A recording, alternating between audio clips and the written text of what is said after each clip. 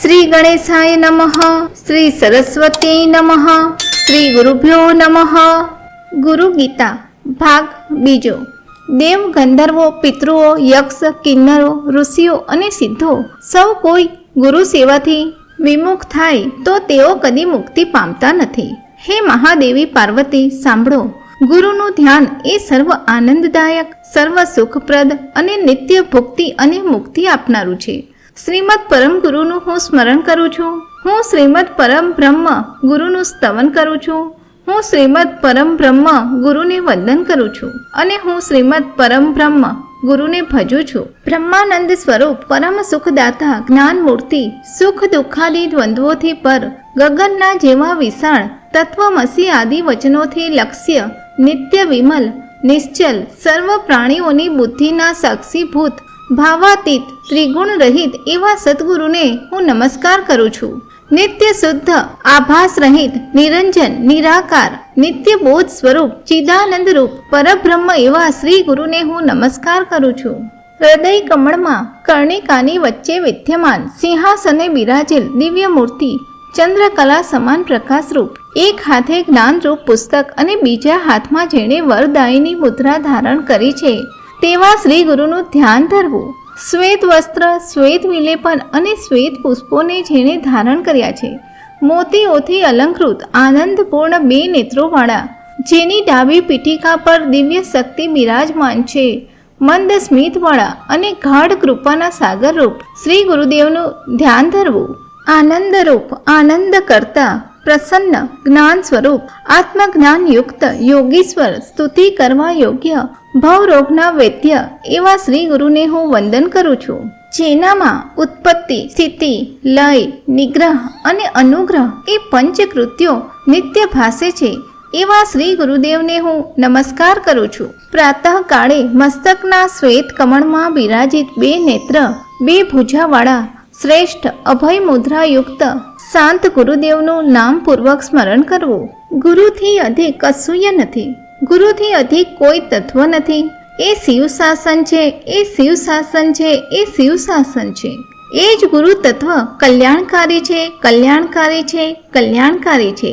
એ જ મારું શાસન છે, મારું શાસન છે, મારું શાસન છે.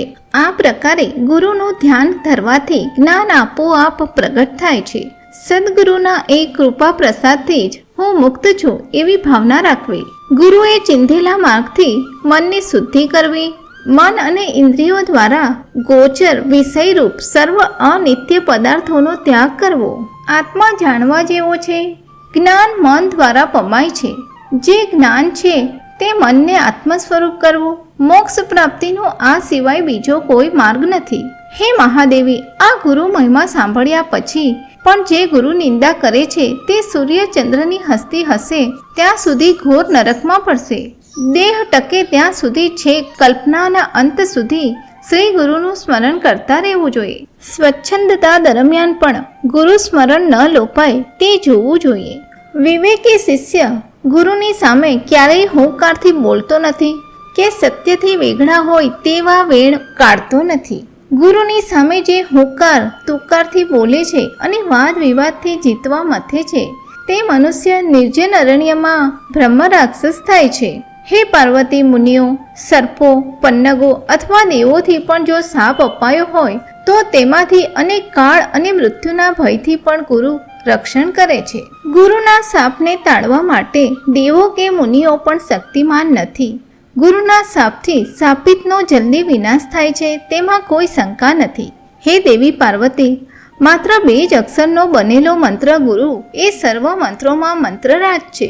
શ્રુતિ સ્મૃતિનો પણ તે આધારભૂત અર્થ છે. તેથી ગુરુ એ સાક્ષાત પરમપદ છે. શ્રુતિ સ્મૃતિથી અજાણ કોઈ પણ શિષ્ય કેવળ ગુરુ સેવા કરનાર છે તે જ સાચો સંન્યાસી છે. અન્ય તો માત્ર વેશધારીઓ છે. જેમ દીવાથી દીવો પ્રગટે એમ ગુરુ શિષ્યને નિત્ય, નિરાકાર, નિર્ગુણ, નિરાભાસ પરબ્રહ્મનો બોધ કરાવે છે. શ્રી ગુરુના કૃપા પ્રસાદ વડે આત્માનું ધ્યાન ધરવું જોઈએ. આ ગુરુ માર્ગ દ્વારા જ આત્મજ્ઞાન પ્રગટે છે. બ્રહ્મથી માંડીને તુચ્છ તણખલા સુધીનું બધું સ્થાવર જંગમ પરમાત્મા સ્વરૂપ છે. એવા જગતમય ગુરુદેવને હું પ્રણામ કરું છું. સચ્ચિદાનંદ સ્વરૂપ, ભેદ રહિત, નિત્ય, પૂર્ણ, નિરાકાર, નિર્ગુણ, પોતાના અંતરમાં રહેલા એવા ગુરુદેવને હું સદા વંદન કરું છું. પરથી પણ પર, નિત્ય, આનંદદાયક, શુદ્ધ સ્ફટિકના જેવા હૃદયાકાશે રહેલાનું ધ્યાન ધરવું જોઈએ. દર્પણ પણ જેમ સ્ફટિક જેવું શુદ્ધ પ્રતિમા રૂપ દેખાય, તેમજ અક્ષરમાં ચિદાકાર આનંદરૂપ એ જ હું સોહમ ભાવે દેખાય છે. ચિન્મય આત્માનું ધ્યાન ધરતી વખતે જે ભાવ સ્ફુરે છે તે તને કહું છું. આમ શંકર ભગવાન પાર્વતીને કહે છે કે હે પાર્વતી, બ્રહ્મનું પોતાનું સ્વરૂપ અગોચર, અગમ્ય, નામરૂપથી પર, નિઃશબ્દ છે. તેને જાણવું જોઈએ. જેમ કપૂર અને પુષ્પ વગેરેમાં સુગંધ, તેમાં શીતળતા કે ઉષ્ણતા મૂળગત ધર્મ રૂપે હોય છે, તે જ રીતે બ્રહ્મ સ્વભાવથી જ શાશ્વત છે. આ રીતે પોતે બ્રહ્મરૂપ થઈને સંસારમાં અત્ર તત્ર રહેવું, કીટ ભ્રમરના ધ્યાનમાં રત રહીને ભ્રમર બની જાય છે, તે જ રીતે દરેક જીવ પણ બ્રહ્મનું ધ્યાન ધરતા બ્રહ્મ થઈ જાય છે. એ પ્રમાણે ગુરુ ધ્યાન ધરવાથી શિષ્ય બ્રહ્મમય થાય છે. પિંડમાં, પદમાં અને રૂપમાં ક્યાંય બંધાયા વિના મુક્ત રહે છે, એમાં કોઈ સંશય નથી. પોતે સર્વમય થઈને પછી એ પરમ તત્વને વિલોકવું જોઈએ. એ પરમ તત્વથી પર કે શ્રેષ્ઠ કશું જ નથી. એ બધું જ નિરાલંબ છે.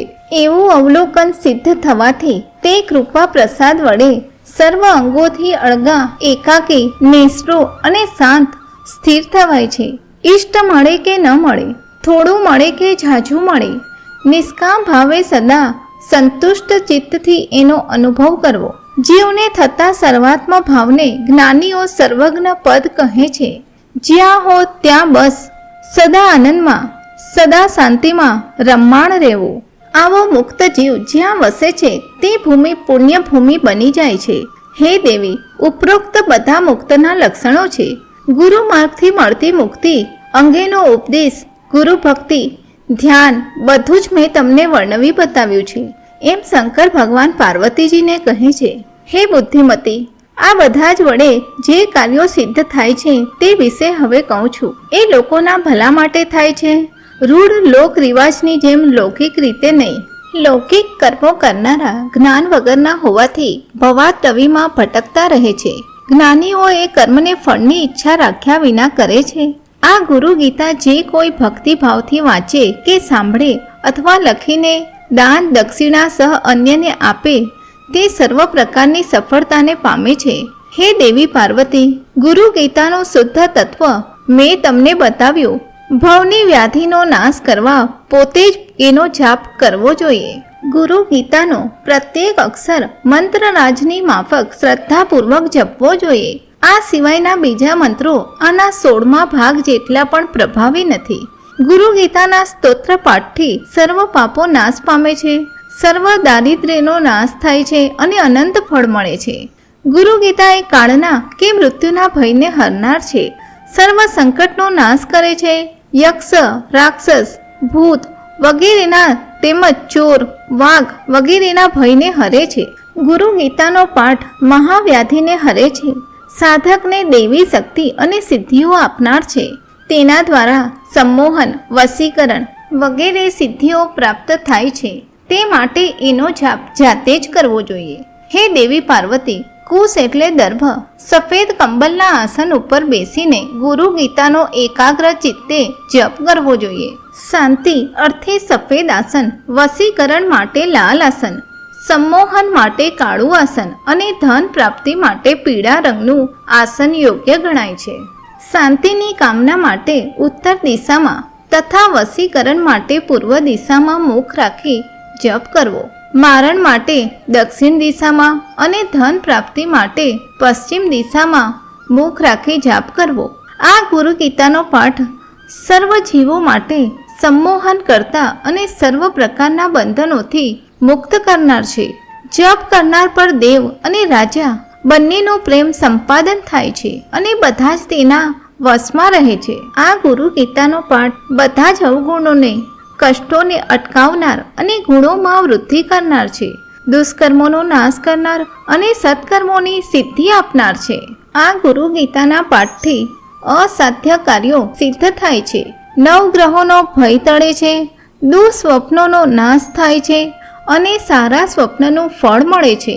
આ ગુરુ ગીતાનો પાઠ હંમેશા શાંતિ આપનાર, વંધ્યાને સુપુત્ર આપનાર, સ્ત્રીઓને સૌભાગ્ય આપનાર અને અવૈધવ્યકર ફળ આપનાર છે. આ ગુરુ ગીતાનો પાઠ દીર્ઘાયુષ્ય, આરોગ્ય અને ઐશ્વર્ય વધારનાર છે. વિધવા સ્ત્રી જો નિષ્કામ ભાવે જપ કરે તો તે મોક્ષ પ્રાપ્ત કરે છે. જો કોઈ વિધવા સ્ત્રી સકામ ભાવે પાઠ કરે તો બીજા જન્મમાં તે સૌભાગ્ય મેળવે છે. આ ગુરુ ગીતાનો પાઠ સર્વ દુઃખ, ભય, વિઘ્નનો નાશ કરનાર છે અને તે પાઠ કરનારને શાપ મુક્ત કરે છે. ગુરુ ગીતાના પાઠથી સર્વ વિઘ્નો ટળી જાય છે. ધર્મ, અર્થ, કામ અને મોક્ષ એ ચારે પુરુષાર્થ પ્રાપ્ત થાય છે અને પાઠ કરનાર જે ઈચ્છે છે તે તેને નિશ્ચિત રૂપે મળે છે. ગુરુ ગીતાનો પાઠ સકામ ભાવે કરનાર માટે તે કામધેનુ સ્વરૂપ છે. કલ્પના કરનાર માટે કલ્પવૃક્ષ સમાન છે. ચિંતન કરનાર માટે ચિંતામણી સ્વરૂપ છે. તેમજ સર્વથા અને સર્વ માટે મંગલકારક છે. મોક્ષના હેતુથી નિત્ય પાઠ કરવામાં આવે તો મોક્ષ મળે છે અને ભોગની ઈચ્છાથી કોઈ જપે તો તેને ઈચ્છિત ફળ મળે છે. હે દેવી પાર્વતી, શક્તિ ઉપાસકો કે સૂર્ય ઉપાસકોએ, વૈષ્ણવોએ કે શૈવોએ તેમજ ગણપતિ ઉપાસકોએ પણ ગુરુ ગીતાનો પાઠ જપ કરવો જોઈએ. એ બધા જ ઉપાસકો માટે સાચો સિદ્ધિપ્રદ, સત્યપ્રદ છે, એમાં જરા પણ શંકા નથી. હે સુમુખી પાર્વતી, ગુરુ ગીતાનો પાઠ કે જપ માટે સ્થાન જણાવું છું. સાગર કે સરિતા તટે, વિષ્ણુ મંદિરે કે શિવાલયમાં, શક્તિપીઠમાં કે ગાયની ગમાણમાં, સર્વ શુભ સ્થાનોમાં, બધા દેવાલયોમાં, વડ અને આમળાના મૂળ પાસે, મઠમાં કે તુલસીવનમાં, કોઈ પણ પવિત્ર નિર્મળ સ્થાને નિત્ય અનુષ્ઠાનપૂર્વક શાંત થઈને મૌન ગ્રહણ કરીને આ જપ કરવો જોઈએ. સ્મશાન જેવા ભય સ્થાનોમાં, વડવાઈઓ કે ધંતુરાના મૂળ પાસે, આંબાના સાનિધ્યમાં પાઠ જપ કરવાથી અવશ્ય સિદ્ધિઓ મળે છે. ગુરુપુત્ર મૂર્ખ હોય તો પણ સારું, એના દીક્ષા, વ્રત, તપ વગેરે બધા જ શુભ કાર્યો સિદ્ધ થાય છે, નકામા જતા નથી. સંસારની મલિનતાઓના નાશ માટે, ભવના બંધનોમાંથી છૂટવા માટે તત્વજ્ઞાનીએ ગુરુ ગીતાના જળથી સદા સ્નાન કરવું જોઈએ. જે સદબ્રહ્મ વેત્તાઓમાં શ્રેષ્ઠ છે તે જ સાક્ષાત ગુરુ છે. એમના બધા સ્થાનો પણ પવિત્ર છે, એમાં કોઈ શક નથી. જ્યાં સર્વ શુદ્ધ પવિત્ર ગુરુદેવ સહજ ભાવે રહે છે તે સર્વ સ્થાનોમાં, પીઠોમાં સર્વ દેવગણો પણ વસે જ છે. ગુરુ ગીતાના જપથી જે કોઈ વ્યક્તિ પવિત્ર અને સદા જ્ઞાની છે તે આસન ઉપર બેઠી હોય, શયન કરતી હોય, ચાલતી હોય, ઊભી હોય, બોલતી હોય, અશ્વારૂઢ હોય, ગજારૂઢ હોય, સૂતી હોય કે જાગતી હોય તો તેના દર્શન માત્રથી પુનઃ જન્મ ટળે છે. જેમ સમુદ્રમાં સદા જળ, દૂધમાં દૂધ, ઘીમાં ઘી, કુંભમાં જેમ આકાશ ભિન્ન ભાસે છે, એમ જ આત્મા પરમાત્માનું જાણવું. તેવી જ રીતે જ્ઞાની જીવાત્મા પરમાત્મામાં લીન હોય, અહીં તહીં બધે જ એકરૂપ થઈ રાત દિવસ આનંદમાં રહેતા હોય છે. મહામુક્ત જ્ઞાની સદા આ પ્રમાણે રહે છે. પોતાની સર્વશક્તિથી તે ભાવપૂર્વક ભક્તિ કરે છે. હે પાર્વતી, તેવો જ્ઞાની મુક્તિને પામે છે એ સર્વ સંદેહ રહિત વાત છે. આમ ભુક્તિ અને મુક્તિ બંને મેળવનાર જ્ઞાનીના જીવાગ્રે સરસ્વતી નિવાસ કરે છે. ગુરુ ગીતાના પાઠથી બધા જ જીવો સર્વ પ્રકારની સિદ્ધિઓને પામે છે. તે ભુક્તિ અને મુક્તિને પામે તેમાં કોઈ શંકા નથી. હે સુમુખી પાર્વતી, મેં કહેલું આ જે દર્શન છે તે ધર્મની માફક ધારણ કરવા જેવું છે. એ જ સત્ય છે, સત્ય છે, પુનઃ પુનઃ સત્ય છે.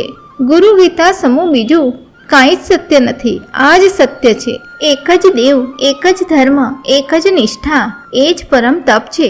ગુરુથી શ્રેષ્ઠ એવું બીજું કશું જ નથી. ગુરુ જેવું બીજું કોઈ પરમ તત્વ નથી. ગુરુ ભક્તની માતા ધન્ય છે, તેના પિતા ધન્ય છે, તેના વંશને કુળ ધન્ય છે. અરે આ પૃથ્વી પણ અતિ દુર્લભ એવી ગુરુ ભક્તિ વડે જ ધન્ય છે.